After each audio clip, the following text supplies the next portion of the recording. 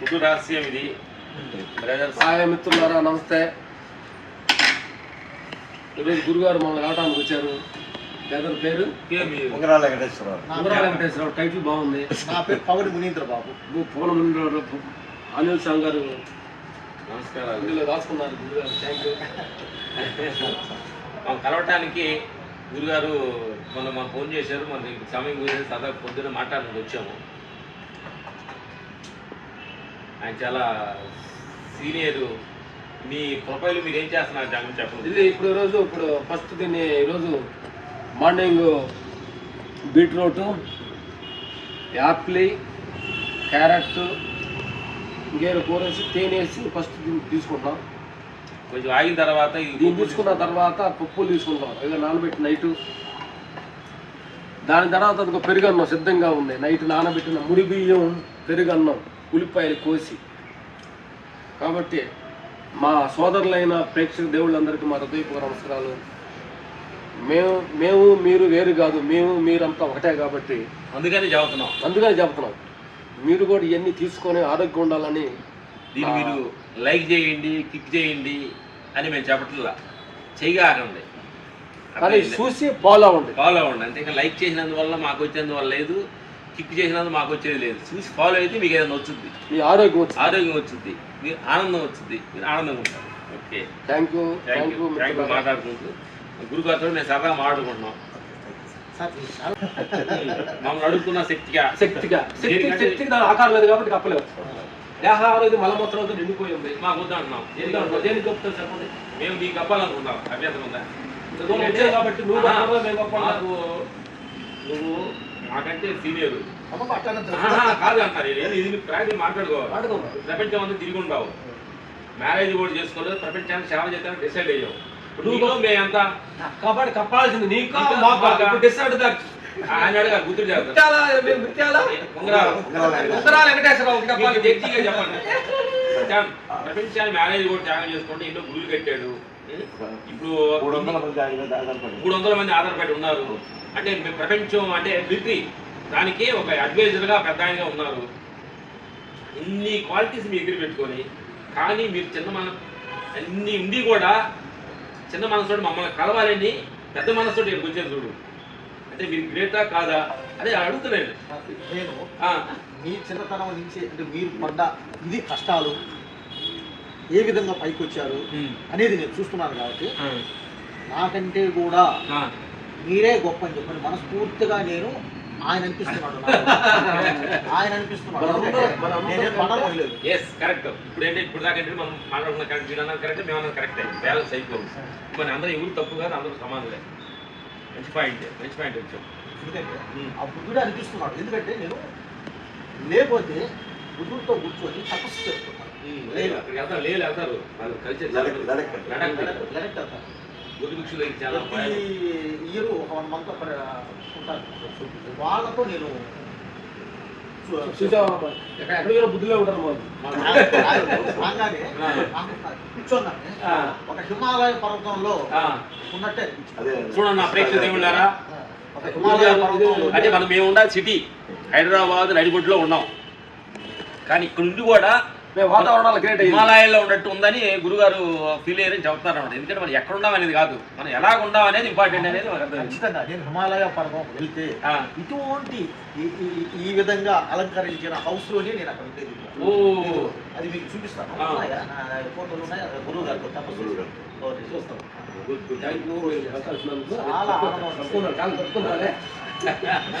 చాలా మాట్లాడుతున్నారు.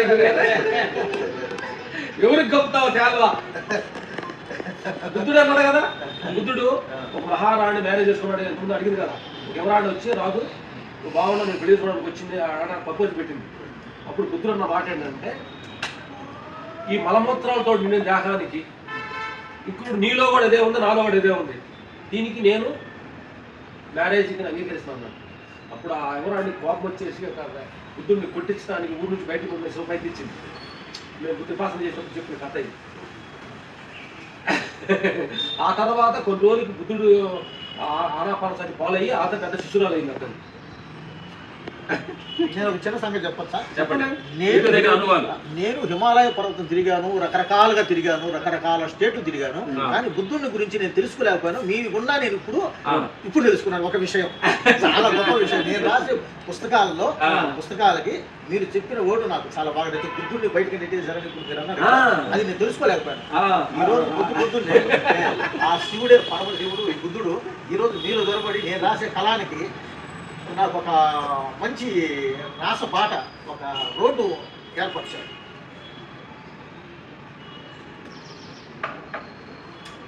చూస్తున్నాను ప్రేక్షకులారా, క్యారెట్ బీట్రూట్ తాగేటప్పుడు కొంచెం గొంతుకి నోటికి కొంచెం ఇప్పు సంపుగా ఉండదు.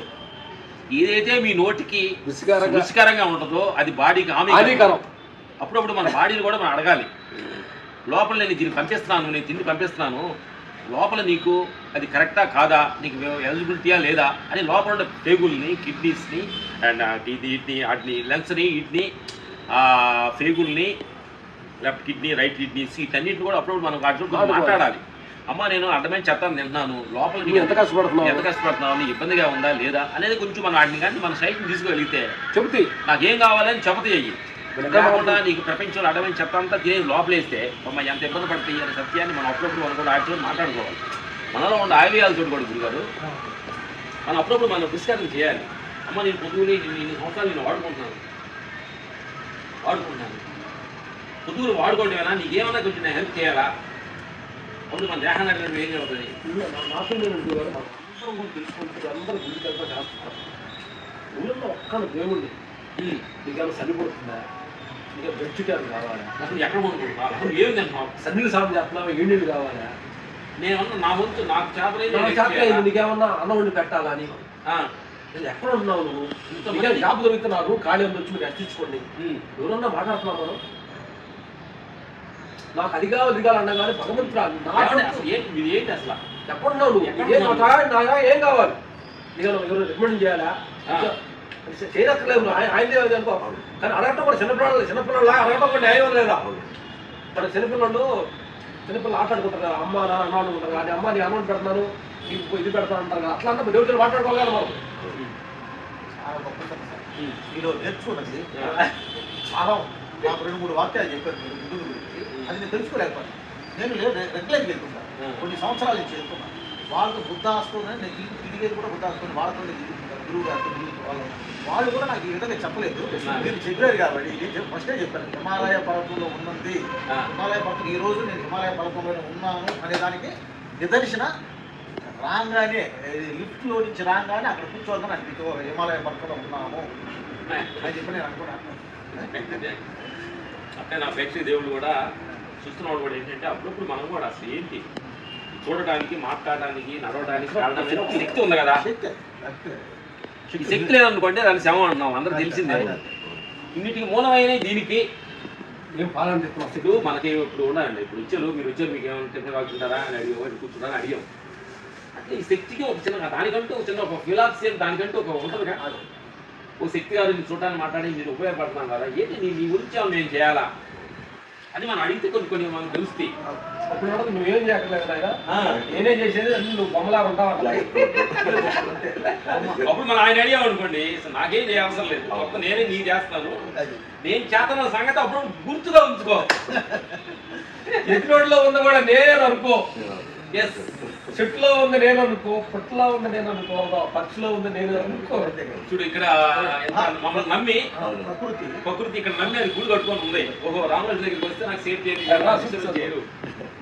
ఎంత మన అట్మాస్ఫియర్ క్రియేట్ని బట్టే పక్షాన్ని గూడి పెట్టి ఆడ పిల్లలు పెడతాను సిద్ధమైంది అంటే వీళ్ళ ద్వారా హానికరం లేదు అన్న సంగతి దాన్ని అర్థం చేసుకోవాలి. అంత మాత్రం అర్థం చేసుకోలేకపోతున్నాం మన ప్రపంచం, మన మనుషుల్ని. అందుకని మనం ప్రపంచంలో చూస్తున్న ప్రేక్షక దేవుళ్ళు అందరూ ఏంటంటే మనం ఉన్నాను సేపు మన తోటి మనుషులందరూ కూడా అంత కంఫర్టబుల్గా ఉండాలి. ఇది మన మనుషులు అంత అనీజీగా ఉండాలనుకుంటే మన కంఫర్టబుల్లో అవతరాలు ఇవ్వాలన్నట్టు అర్థం అనమాట. ఎందుకంటే వాళ్ళ కోరికలే మనం తీర్చలేము అనుకో, చెబుతున్నాను అన్నమాట. అందుకని ఏంటంటే ప్రతి మనిషిని మనం అర్థం చేసుకోవాలి చాలా ఇంపార్టెంట్గా. అర్థం అవ్వాలంటే మన దైవశంతంలో ఉండాలి, కరుణతత్వంలో ఉంటే కానీ ఉద్యోగం మహా కరుణ, కరుణ కంటే మహా కరుణ అంటాడు బాబు.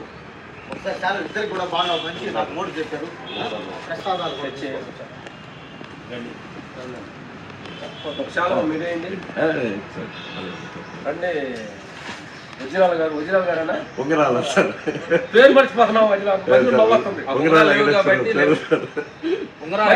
నువ్వన్నాగా నీకన్నా ఉండే ఉంగరాలు ఇంటి పేరు అది ఇంటి పేరు ఉంగరాలు అంటే కానీ చేతుకుండే గమ్మడద్దు మిత్రులారా.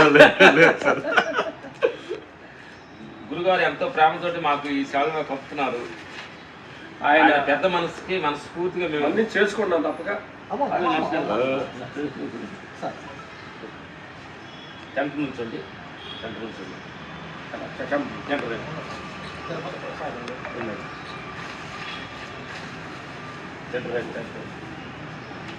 Thank you. ఒక చిల్లు తిరుగుతూ వచ్చింది.